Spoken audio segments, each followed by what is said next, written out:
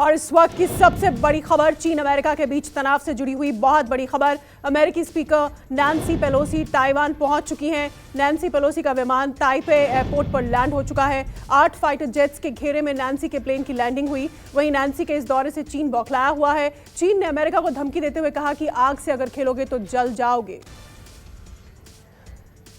Pelosi की Taiwan यात्रा पर चीन के विदेश मंत्रालय का बयान आया है। चीन ने कहा पेलोसी की यात्रा चीन की संप्रभुता का उल्लंघन है। इससे पहले चीन ने धमकी देते हुए कहा था कि अगर पेलोसी ताइवान यात्रा पर जाती हैं तो वो जवाबी कार्रवाई करेगा। उसकी सेना हाथ पर हाथ धरे नहीं बैठेगी। राज्यसभा में महंगाई पर चर्चा के दौरान आरजेडी सांसद मनोज झा ने सरकार पर जमकर निशाना साधा। मनोज झा ने कहा सरकार ने पालने से लेकर कब्र तक हर चीज पर जीएसटी लगा दी है। उन्होंने कहा कि कफन में जेब नहीं होती है, मौत से पहले ही सरकार ने जेब ढीली कर दी है। आम आदमी पार्टी के सांसद संजय सिंह भी महंगाई पर सरकार पर जमकर बरसे। संजय सिंह ने कहा नौजवान कहता है नौकरी दे दो, सरकार कहती है पैसा नहीं है। अग्निवीर बनकर 4 साल नौकरी करो। सेना कहती है पैसा दे दो, सरकार कहती है बजट का 63,000 करोड़ रुपया कम करेंगे।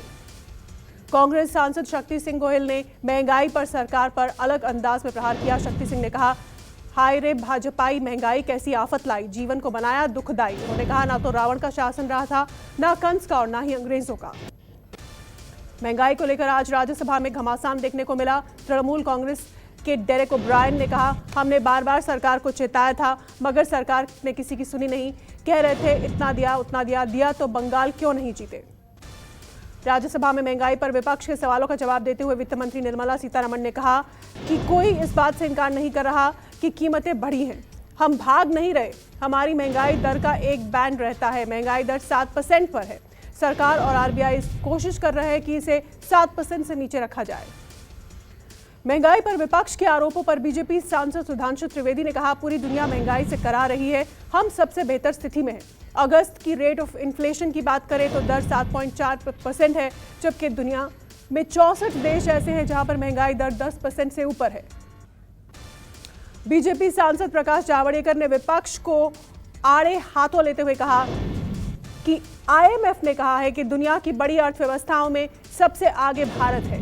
अमेरिका में इन दिनों मंदी की बात हो रही है। भारत में केंद्र सरकार ने देश को मंदी के रास्ते पर जाने से बचाया है।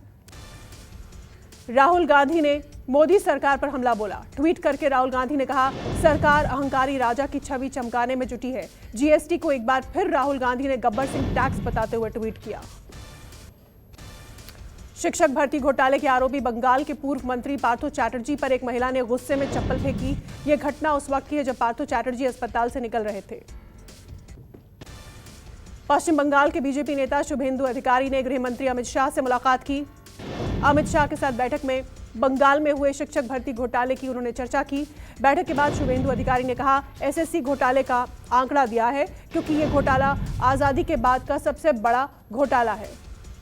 नेशनल हेरल्ड केस के मामले में सोनिया और राहुल गांधी से पूछताछ के बाद ईडी की छापेमारी।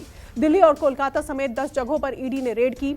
ईडी की टीम ने दिल्ली के हेरल्ड हाउस पर छापेमारी की है।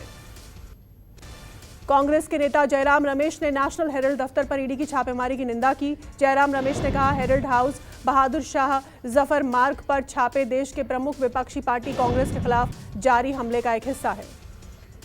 हेरल्ड हाउस पर छापेमारी को लेकर राजस्थान के मुख्यमंत्री अशोक गहलोत ने केंद्र सरकार पर हमला किया। ट्वीट किया ईडी की छापेमारी केंद्र की बौखलाहट का प्रतीक है। ईडी और सीबीआई के निदेशक का कार्यकाल बढ़ाने का मामला। कार्यकाल बढ़ाने के फैसले को चुनौती देने वाली याचिका पर सुप्रीम कोर्ट ने केंद्र सरकार को नोटिस जारी किया। 10 दिन बाद सुनवाई होगी। आम आदमी पार्टी ने गुजरात विधानसभा चुनाव के लिए पहली लिस्ट जारी की है। पहली सूची में 10 उम्मीदवारों के नामों का ऐलान किया है। ये लिस्ट जारी करने से पहले दिल्ली के मुख्यमंत्री अरविंद केजरीवाल ने घोषणा की थी कि गुजरात विधानसभा चुनाव के लिए स्वच्छ छवि और शैक्षिक योग्यता वाले उम्मीदवारों को जगह देंगे। पीएम मोदी ने सोशल मीडिया अकाउंट की तस्वीर पर लगाया तिरंगा। पीएम मोदी ने लोगों से अपनी डीपी प्रोफाइल पिक्चर्स में तिरंगा लगाने की अपील की। भारत और मालदीव्स के बीच कई करार। दिल्ली के हैदराबाद हाउस में भारत और मालदीव्स के बीच समझौता ज्ञापन का आदान प्रदान हुआ है। इस मौके पर प्रधानमंत्री नरेंद्र मोदी ने कहा कि पिछले कुछ सालों में मालदीव्स और भारत के बीच उनके रिश्तों के बीच नया जोश आया है।